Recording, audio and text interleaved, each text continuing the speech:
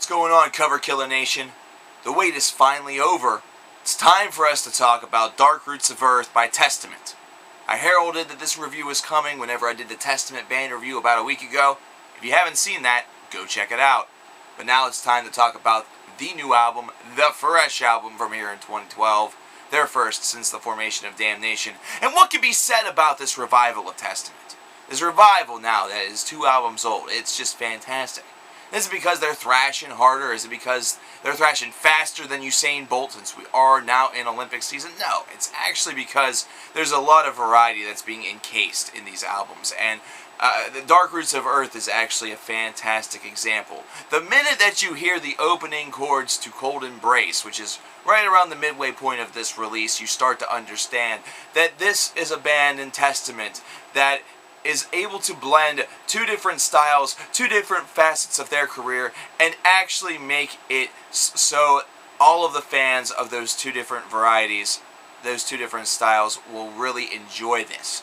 And what I mean by that is that Cold Embrace is such a song that has a certain depressive value to it, that has a very personal, painful value to it, that almost speaks as the antithesis to Return to Serenity, but not in speed, not in the fact that Return to Serenity is a soft, almost balladish-like song.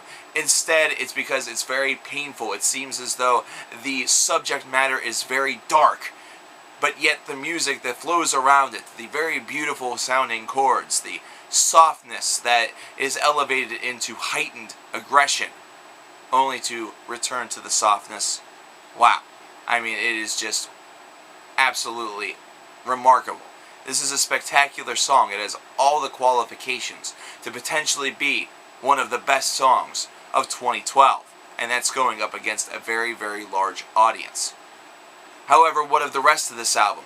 The rest of this album is able to boast the same amount of aggression.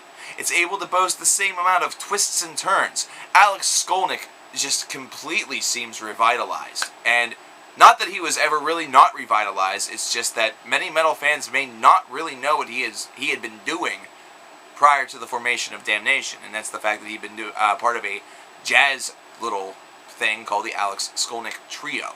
And actually their work is fantastic as well. If you have the opportunity to check out the Alex Skolnick Trio, or if you happen to see one of their albums just lingering around, do pick it up because it is very worthy of your ears.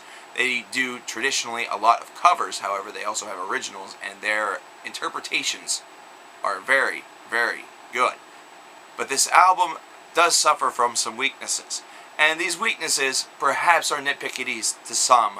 However, to others, this is something that they're going to notice right away.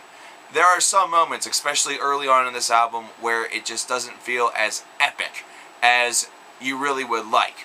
You almost have, with track number 1, one of these, if you say this, or whenever I say this, you say this moments that you would expect maybe on something like a 5 Finger Death Punch album or something like that.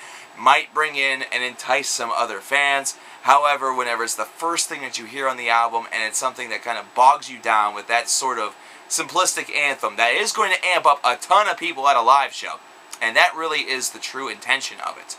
But whenever you hear it in the studio, whenever you're the only person listening and sampling this track, it feels a little dainty. It feels a little cheap. But hey, it's okay. It ain't all about what you hear in the studio, baby. Sometimes you have to do something just for the fans, just for that live experience, something that really makes people want to go out and support your craft live. The remainder of this album is encased in fantastic thrash, tremendous soloing, and a varying pace. That's something that actually differentiates this album from, say, a Phantom Antichrist by Creator. I had some people wondering how it stacked up to that album, and I will get to that comparison shortly. This variety is actually something that works in Testament's favor, mainly because it's able to blend that old school 80s variety of thrash, of course updated now for 2012, while also incorporating in very, very slight droves, and it's once again really, really digging deep into composition, perhaps that more melodic sound that you heard on an album like The Ritual. But do not fret, ladies and gentlemen, if you're fearing those words because I mentioned The Ritual and you happen to be an old school purveyor of Testament's craft.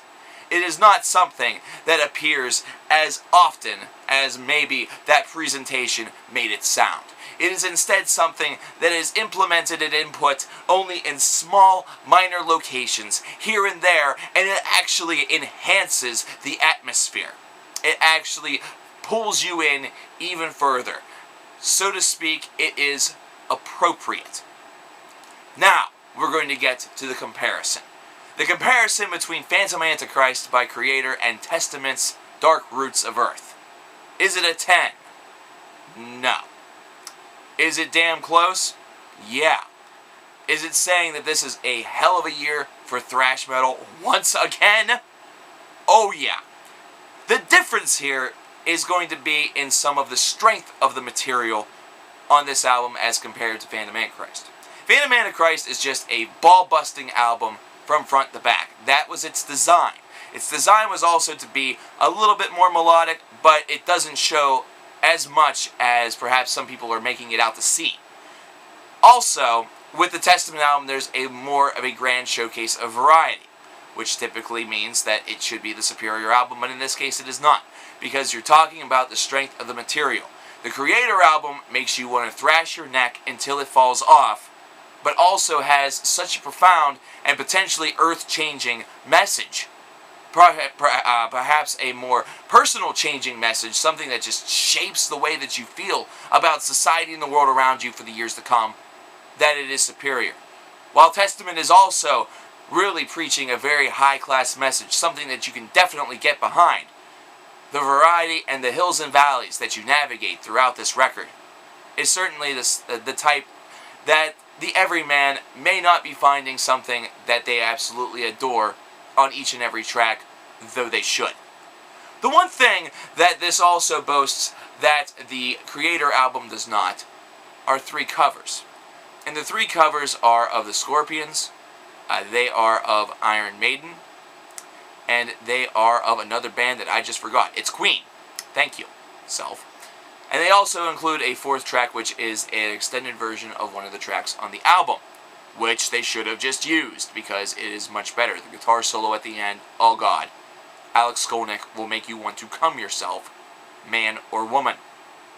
Overall, this album is a solid 9, maybe 9.25. This is going to be one of those albums implemented in the mix this year that are really going to make making a top 25 list in December a real bitch. It's going to fucking suck. But at the same time, it's also going to be a glorious thing, considering there's so many great things to talk about. So, enjoy it. Enjoy Dark Roots of Earth whenever it comes out, because you are certainly going to be pleased. You may even be a little surprised. That's all I have. Thank you and good night.